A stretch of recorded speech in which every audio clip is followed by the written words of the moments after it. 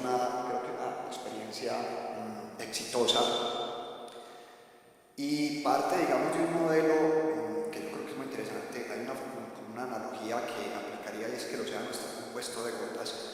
Y aquí, digamos, lo que yo les voy a contar es la historia, digamos, de unos pequeños reforestadores. Aquí hemos visto que las empresas tienen gremios, tienen, digamos, facilidades de inversión, tienen un montón de dificultades que romper con los proyectos forestales, pero, digamos, para los pequeños es muy difícil acceder a estos mercados, lo vimos, hay barreras, digamos, de inversión, los proyectos de carbono son un poco costosos.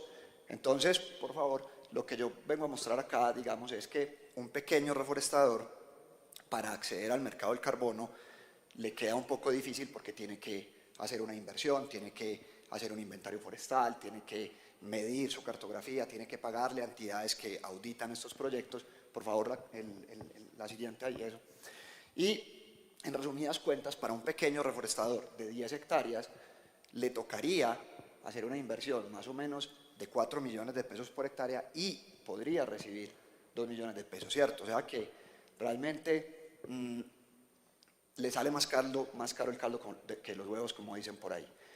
Pero, dado el mecanismo de carbono que existe hoy día en el país y dadas las metodologías y todos los procedimientos que ellas traen, es posible que ese pequeñito se junte con varios pequeñitos y que inclusive con algunos medianos o con algunos más grandes y se haga un proyecto, digamos, asociativo, ¿cierto? O sea, es un proyecto asociativo que se hace en diferentes clústeres, digamos, del país.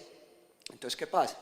El negocio ya es muy distinto para este pequeño, ya todos los costos de este proyecto, por el cual él no hubiera podido llegar a hacerlos de manera individual, se pueden solventar por mecanismos de asociatividad, ¿cierto? Entonces realmente el escenario es bastante diferente cuando se cambia.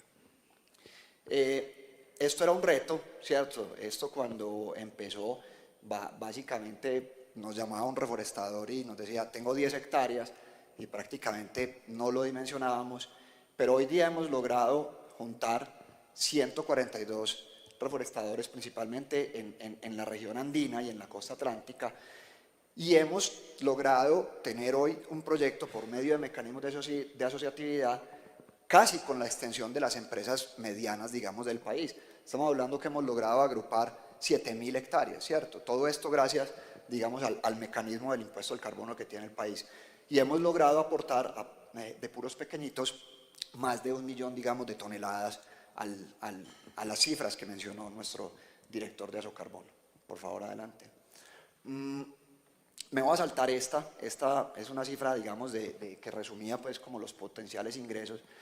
Y es claro que el mecanismo de carbono tiene ingresos para los pequeños, para los medianos y para los grandes.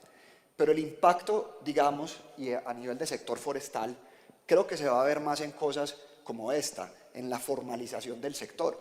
Mucha gente, estos pequeños, simplemente decidieron reforestar por un ahorro para pagar en algún momento la universidad de sus hijos o para tener una diversidad de la economía. Y no tienen información para tenerla. Inclusive el Estado no tiene esa información porque es una reforestación, digamos, de alguna manera informal.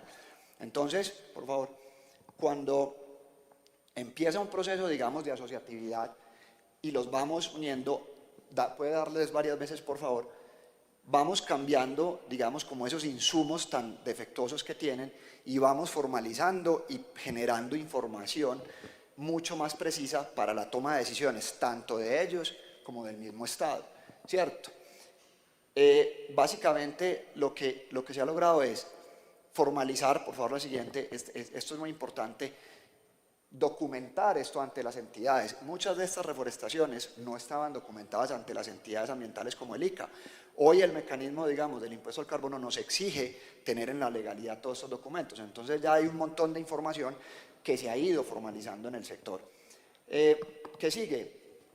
Digamos, ¿cuál es el reto? El reto que tenemos es que todos estos proyectos de ley, digamos, las decisiones que tomen los gobernantes nos permitan llevar esto a otros sectores, poder llegar a más reforestadores pequeños. Todavía yo creo que estas personas, como lo dijo Carlos Andrés, en su momento hay muchos pequeñitos que pasan a ser parte súper importante de la ecuación.